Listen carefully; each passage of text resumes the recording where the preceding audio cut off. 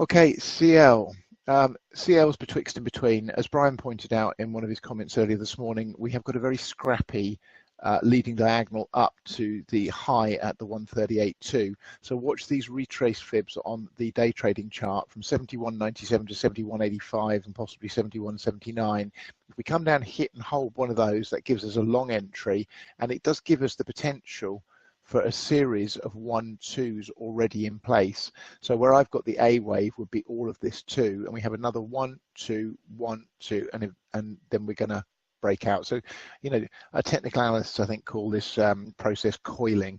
I still prefer personally to see it give us this C of 2 down and hit one of the more common fib retraces that we tend to see in CL down here at 70.63 to 71.04. So just watch that this morning. If we do come into this region, hit one of these fibs, that would absolutely give us the swing long entry in CL.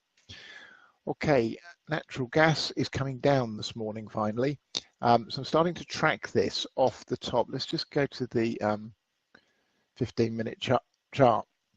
So we do still need to take out the levels cited yesterday. They're on the hourly chart, so I'll work them out in a minute.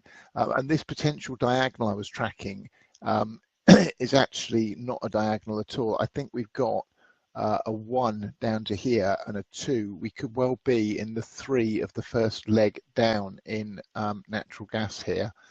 So the level we need to take out is this bottom of this 4 at 29.62 here ideally, and then ultimately 27.64 to 27.52. Coming over to the day trading chart, so if we've got a 1 down to here and this is the 2, then I've got a 1, 2, and I'm looking for this to take out the 1.0 extension at 29.81 and hit down to 29.65 next in natural gas. And we need to see a 5-wave structure to the downside and take out those immediate support levels to confirm that the top of the B wave is finally in. So for now, I'm staying in the full degas position, and we'll just keep an eye on it and decide what to do as price unfolds.